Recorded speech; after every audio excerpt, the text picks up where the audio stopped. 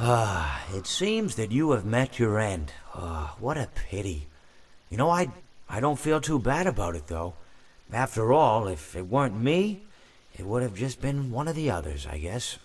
I'm honestly just glad to be out of those air ducts. It's not easy for a hippopotamus to fit up there, and not easy to get down either, and not as young as I used to be, as you can see. I used to be able to do all the sorts of things. You're young, you're vibrant, you have that sort of pep in your step. It reminds me of a conversation I was having with one of my good friends, Orville. We were having a nice picnic one day. I believe it was summer. No, perhaps it was... Was it the fall? Yes. It was the fall because the leaves had turned already. But I said to Orville, I says, Orville, I have a story to tell you. And Orville looked at me, kind of odd and said, well, what's it about? I said to him, not every story has to be about something, Orville. Sometimes a person just wants to talk. Why does everything have to be a story? I said to him. He just looked at me and he said, well, you said you had a story, and he was quite right. I did, in fact. I told him I had a story. I suppose if a person just wants to talk, then it's best to not announce that you're telling a story. Telling a story does come with its own pressures and expectations, I suppose. After all, if you're just talking to a friend, and there's no more expectations than if you were talking into the wind. Words by themselves aren't expected to carry, aren't expected to stick.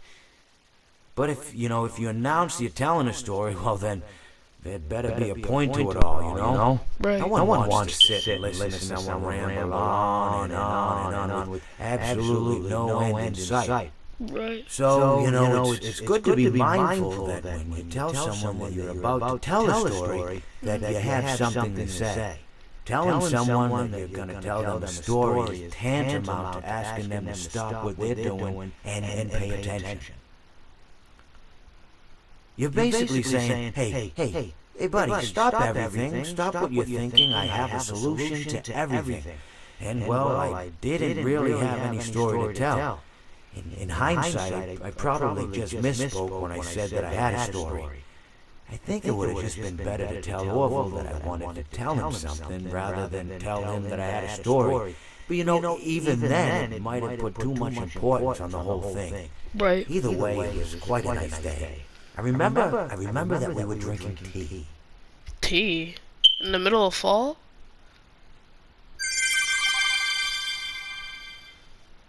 I wasn't done with the conversation yet.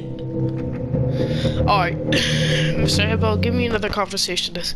See, I want to hear it. Me want to hear conversation.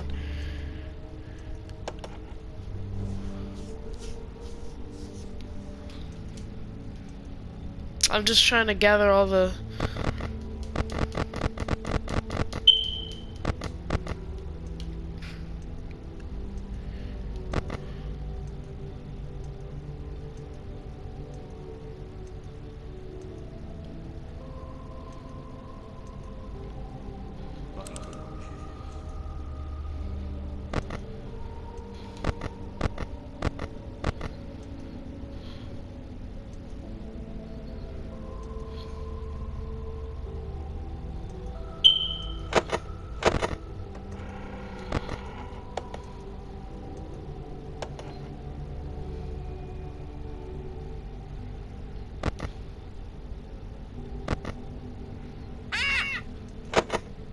Ja, me bird likes you, so I'll do ye a favor.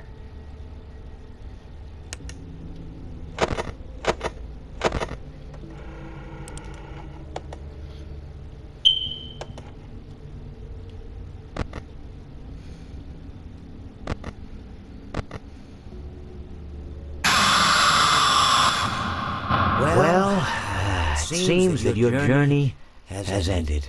Very sorry about that. It was always going to end this way, of course. If it weren't by me, it would have just been by some other, terrible thing. Just you could not imagine how terrible it would be. I get scared thinking about it. Glad it's not me. Reminds me of a time I was speaking to my good friend Orville. Bro, We you were- say that we every were single sitting on a time. park bench watching the pigeons. I was on the left, he was on the... Was I on the right or left?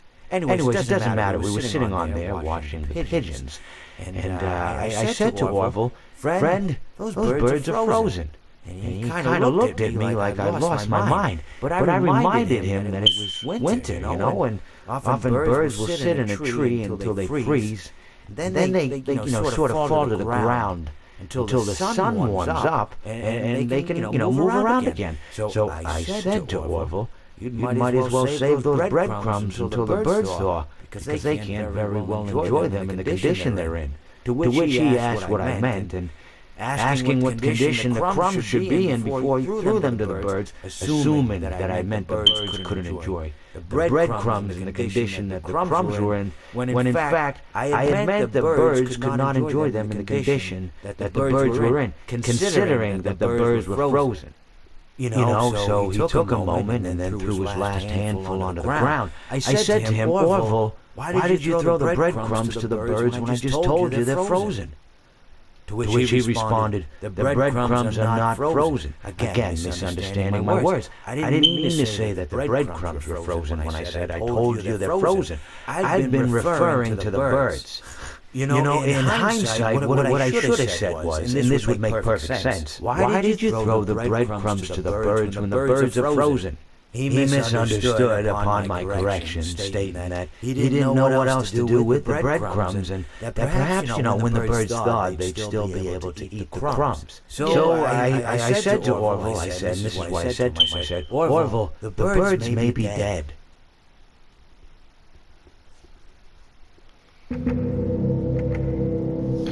So, thanks, Mr. Hippo, for giving me that wonderful conversation.